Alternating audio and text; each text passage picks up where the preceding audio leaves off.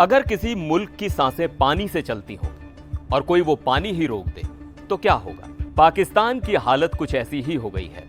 India ने Indus water treaty suspend करके पाकिस्तान पर एक ऐसा वाटर बॉम्ब गिरा दिया है जिसकी गूंज अब उसकी संसद में सुनाई दे रही है। लेकिन यह ट्रीटी क्यों रोकी गई और अब पाकिस्तान में पानी की किल्लत से हंगर क्राइसिस तक की बात क्यों हो रही है? चलिए पूरा मामला समझते हैं। नमस्कार, मैं हूं सिद्धार्थ प्रकाश। तो बात 22 अप्रैल से शुरू होती है जब जम्मू कश्मीर के पहलगाम में एक भीषण आतंकी हमला हुआ। इस हमले में 26 लोगों की जान गई। इसके बाद भारत ने एक के बाद एक सख्त कदम उठाए और इन्हीं में सबसे बड़ा फैसला था इंडस वाटर ट्रीटी को सस्पेंड करना। अब ये इंडस वाटर ट्रीटी है क्या?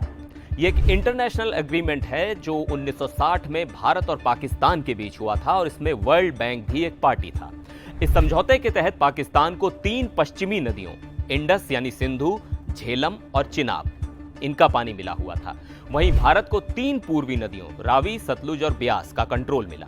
लेकिन भारत ने अब इस समझौते को रोककर यह साफ कर दिया कि जब तक पाकिस्तान क्रॉस बॉर्डर टेररिज्म को रोकने के लिए ठोस और भरोसेमंद कदम नहीं उठाता तब तक इंडस वाटर ट्रीटी बहाल नहीं होगी। अब इस फैसले का असर पाकिस्तान में साफ दिखने लगा है। अब आते हैं पाकिस्तान के हालात पर। पाकिस्तान की विपक्षी पार्टी पीटीआई के सीनियर नेता और सीनेटर सैयद अली जफर ने इसे वाटर बॉम्ब कहा है। उन्होंने पाकिस्तान की संसद में बोलते हुए कहा, अगर हमने इस वाटर क्राइसिस को अभी हल नहीं किया तो हम भूखमरी से मर सकते हैं।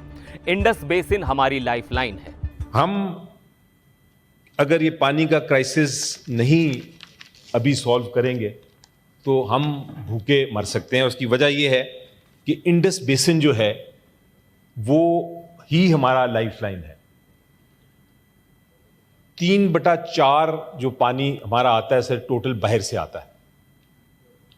हमारी 10 में से 9 लोग जो है ये इंडस वाटर बेसिन के ऊपर ही रिलाय करके अपनी जिंदगी बसर कर रहे हैं।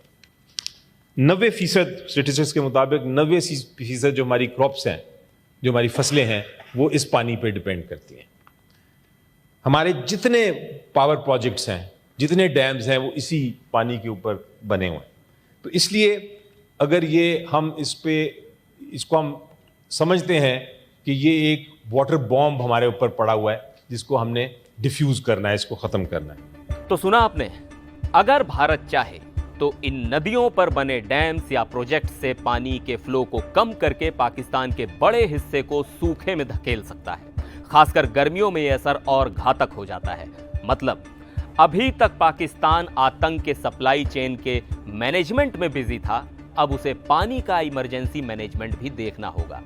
भारत का यह कदम इसलिए भी अहम है क्योंकि यह सीधा एक ऐसा सेक्टर हिट करता है जिसे पाकिस्तान हथियार की तरह इस्तेमाल नहीं कर सकता, यानी पानी। पाकिस्तान की तरफ से इस सस्पेंशन को एक वॉर लाइक एक्ट कहा गया है, लेकिन भारत का स्टैंड बहुत क्लियर है। जब तक आतंकवाद की फैक्ट्री बंद नहीं होगी तब तक पानी नहीं खुलेगा। और इस बीच भारत और पाकिस्तान ने एक सीज फायर एग्रीमेंट पर भी हामी भरी है। खास बात यह रही कि पाकिस्तान ने इस पर बिना किसी शर्त के हाँ कहा। No pre conditions, no post conditions and no link to other issues. यानी पानी तो अब एकदम सीधा मुद्दा है। अगर आतंकवाद रुकेगा तभी पानी चलेगा। तो पाकिस्तान को अब वाकई तय करना होगा वो आतंक को सपोर्ट करेगा या अपनी फसलों और जनता को पानी देगा, क्योंकि अब बात सिर्फ सीमाओं की नहीं है, बात जिंदगी और मौत की है। और पानी की ये लड़ाई शायद पाकिस्तान को बहुत भारी पड़ने वाली है। वीडियो अगर पसंद आया हो तो लाइक करें, शेयर करें और ऐसे ही डिटेल्ड एक्सप्लेनर्स के लिए चैनल को सब्सक्राइब करना ना भूलें। फिर मिलेंगे एक और वीडियो में, तब तक के लिए नमस्कार।